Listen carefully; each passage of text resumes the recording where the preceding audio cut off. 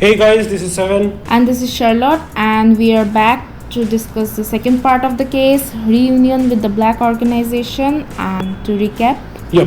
Haibara and co find the black organization's car, and we see that gin and vodka are involved, and also another new character, Pisco, whose face we have not seen yet. Pisco is tasked with killing politician at a party, and our main characters follow them there. And in the last part of the chapter, we see Haibara getting kidnapped. So let's move on today and see what happens. The name of the chapter is A Bullet from the Past. and Haibara wakes up, but actually she is dreaming because we see her in the classroom besides Ayumi, and quickly she realized and she wakes up as someone calls her, and she realizes it's coming from her glasses which was given to her by Conan. So Conan tries to make contact with her. I personally feel that Haibara has a tendency to dream too much. Like all the time we see her dreaming. But yeah, moving on. Conan has managed to talk to her through that glasses. A very unique trick. Haibara realizes that somebody drugged her, and she is in a cellar of some sort with a lot of wines. She notices a cardboard box with some overalls there, and she starts giving instructions to Conan about the drug. Because she thinks she is not going to make it. But Conan tries to find out about her location and her condition by asking her questions. But Haibara is adamant about telling him about the drug and black organization, whatever information she holds, because she thinks she should pass on the information. Yeah, I think this is very cynical of Haibara and kind of a bit of a drama queen, because I've seen Ran and Ran doesn't do this, even though Ran might be a bit weak emotionally and all of that, but she always tries to fight out of the situation, which I'm not seeing Haibara do. But I think that it's like to be expected of Haibara because she has been affiliated with black organization through her heritage, we can say. Yeah, if anything, I think that should make her more resilient. No, I mean she understands like how dangerous the black organization can be and how tough it is for her to get out of the situation after she has already been discovered to be turned into a child by someone from the black organization. So I think she is being realistic. This is a key point though that you have mentioned, Charlotte, because until now the black organization was not sure that somebody could turn into a child with that drug. So this discovery is very important for them, because they will realize that all the other victims that they thought they might have killed, including Kudo Shinichi, might actually be alive, and that is a very dangerous situation. But moving on, I think Haibara finds the laptop and she's going through it, and she is telling Conan everything she can. Conan says that Pisco has been detained by the police. So there is no need to kind of be pessimistic right now. And I think Haibara realizes and she looks at her options. She notices a chimney there, and one of the things is that Conan tells her to find a bottle of Baigar, which is an ancient Chinese liquor, very strong. And Conan assures her that she is going to escape from that room with a little bit of magic. Yeah, when she finds the fireplace, her body is too small to climb. Because her legs are too short to reach the other side. And Shinichi knows that this temporary cure makes them grow back quickly.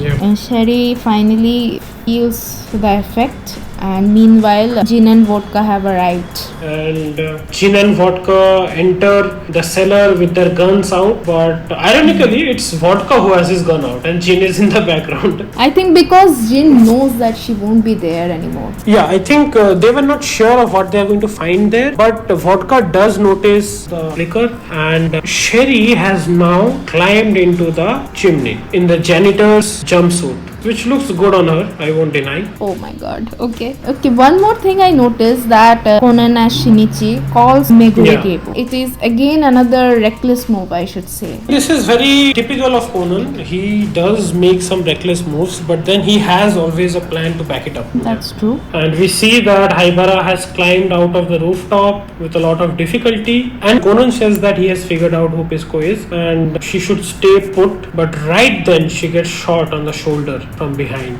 And guess who? It's Jin, our god of death. Yeah, that's another goosebump ending of the manga chapter. Getting shot, it's something like rarely happens, I think, in Detective Conan. Like, not fake shot, Yeah. actually shot. And Jin seems very excited to see her and says that I sure have missed you, Sherry. So definitely some history there, I think. They have had moments in the past, because why would he miss her otherwise, right? Moving on, we come to the final chapter of this arc, A World in White. And Scarlet. Yeah, it's snowing pretty heavily and we see blood on the snow. Sherry's blood to be exact. And that is something Jin also notices. I think me and Jin have this affinity for violence. Jin says that this white snow is falling in the dark and the scarlet blood dropping onto it. I've got to say though, that silly disguise is pretty poor funeral attire. But it'll do for a traitor like you, right, Sherry? Like Jin's dialogues are always spot on. Yeah, but it's too much dialogue for a brutal wiping out. And Jin still has her hair in one hand. We specifically see that panel. He is not letting go of that hair. It's very creepy, according to me. He says that he found it again by the fireplace. He keeps on finding her hair. I could hear your trembling breath in the chimney. All of it sounds very creepy with some sexual innuendos, I think. This doesn't seem very professional. Yeah, he's one of those guys who usually shoots them and gets it done. Like, let's talk more work. But on this occasion, it's contrary to his normal behavior. Anyway, we see Sherry getting shot a couple of more times, and Sherry falls down and she doesn't talk. Basically, Jin wants to know how she escaped the first time, right? When they tried to kill her. And he says that he's going to send her to join her big sister in the grave. But right then, our hero, Conan comes to the rescue. Jin notices the needle, but Jin fails to see who it was who shot him. because it's something that doesn't make any noise, right? He shot and hid behind the door. Vodka tries to shoot towards Conan. In that moment, Haibara escapes back into the chimney. She's shot again. This time it was Vodka. Yeah, because Jin is getting that easy feeling. But to recover from that, Jin shoots himself. This reminds me of Sasuke, in the Chunin exams, when they had first seen Orochimaru, all of them were stuck with fear. But then, to protect Naruto, Sasuke took the kunai and cut his own leg, so that the pain overcomes the feeling of fear. I think this is what Jin has done to himself. And also with the blood loss, probably whatever the chemical messenger is, which is making him dizzy, is also kind of going out of his body. The actual mechanism, I think, could be because shooting would, blood loss and shooting, that flight and fight mechanism would be activated. So it will be adrenaline rushing through the body. So any kind of sedative in that needle won't work. Oh, yeah, sounds good. So yeah, we see that Sherry has dropped down from the chimney and the effect of the wine is gone. Pretty short effect if you ask me. And guess who? Pisco is right there to see her convert back into the child. And he is now sure that the APTX drug works in a different way. Which is a dangerous revelation, actually. And so Pisco also reveals how he knows that Haibara could be Sherry, because he had known Sherry when she was a child. Yeah, exactly. And that is why he could pinpoint. So he was not that perceptive after all. And right then we see our Detective Conan coming into the picture, and he is about to solve the case. So moving on to how Pisco killed the politician. So we found that piece of metal, right, in the food. So basically that was coated with a fluorescent paint, and Pisco used that in the darkness to see and shoot. And the way he shot it was with the handkerchief, so that the flicker of the gun would not be seen by anyone. That is why the handkerchief had a burnt sign there, and that is why the handkerchief fell on top of Conan's head. So Pisco is the killer, we do find out. Yeah, so the other points that we see, that the gun was with the silencer on. Definitely. And also he used that fluorescent paint to mark the floor.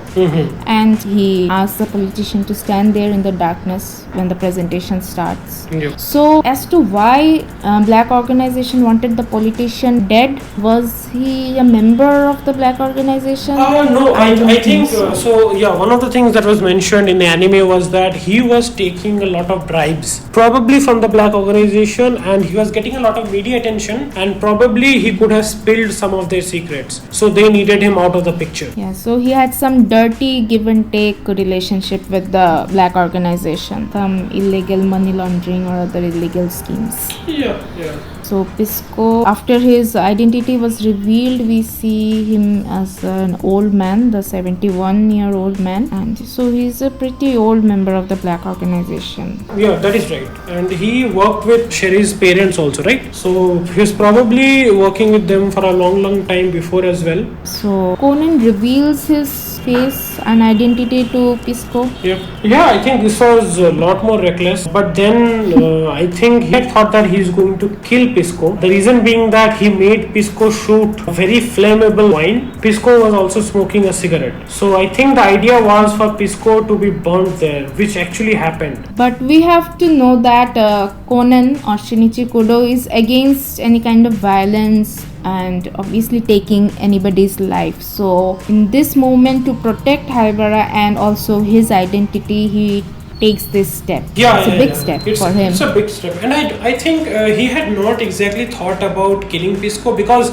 as you see, he didn't burn Pisco. Like Pisco would have had the chance to escape in the other direction, and he escaped with Haibara in a different direction, right? If Jin had not showed up, like we see, Pisco would have escaped. And luckily, even before Pisco could open his mouth, Jin shot him through the head. Exactly what happens, like Jin does his job, like no talking. Yeah. The only exception was Sherry. Yeah, I just felt like he enjoyed torturing her. There was some kind of vile motive there. So it was not a professional level thing to do. So, but for Pisco again, I don't understand what Conan had planned to keep his mouth shut, since Pisco had found out about Sherry and eventually the Black organization would have found out about him.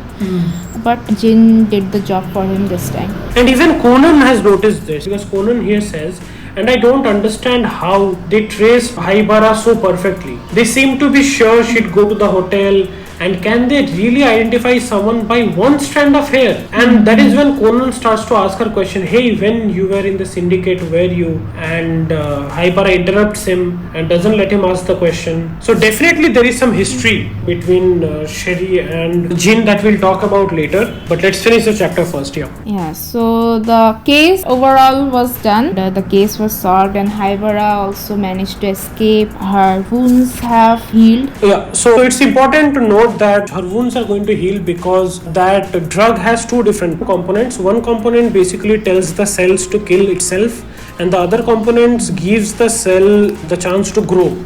So when the effect of the drug was reinstated, basically when the effect of the wine went away, so due to the duality effect, I think her wounds got healed. Right. And then we see the Black organization members. Gin and vodka and someone in the backseat. And this someone looks very much like the actress Vineyard. I think she was just called as a backup. She seems like a much more stronger member of the organization. She seems on the same level as Jin. Pisco seemed like more of a pawn, right? She seems to be much deeper in the organization. And that is the end of the chapter. So in terms of the relationship between Haibara and Jin, what do you think, Charlotte? I think they had some kind of a mutual physical relationship. What does that mean? What does a mutual physical relationship mean? That means it was consensual on both parts because of all the points we talked about while discussing the case. But it could also be one-sided because Sherry's side was complete and utter hatred. But what do you mean by consensual from both sides? Are you saying they dated? Like that is your point? Like they were together or something? They dated? Yeah, together, like just a casual thing. So I'll tell you what I think. So what I think is that Jin is someone who was fascinated with Sherry.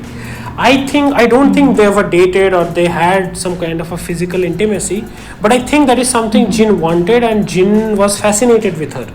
But what I think was maybe Jin was more closer to her older sister, and I think probably they were together, but Jin's interest was more in Sherry, and it's kind of like that creep who stalks you, all the time, like he's there, he's stalking you. His interest was more in Sherry, but I don't think they were involved because I feel like the age gap would be too much, and also I don't think Jin is Sherry's type. Okay, right. So we end our case discussion over here and we'll come up with more especially cases with the black organization which interests us and are more mysterious than the others. But you guys definitely let us know what you guys want. We would love to hear some of the chapters that you would like to see us discuss, what your thoughts are. Leave them in the comment section. Yeah, that would really help us. Don't forget to like and subscribe and hit the bell icon to receive notification for our upcoming videos. Peace out. Peace out, guys.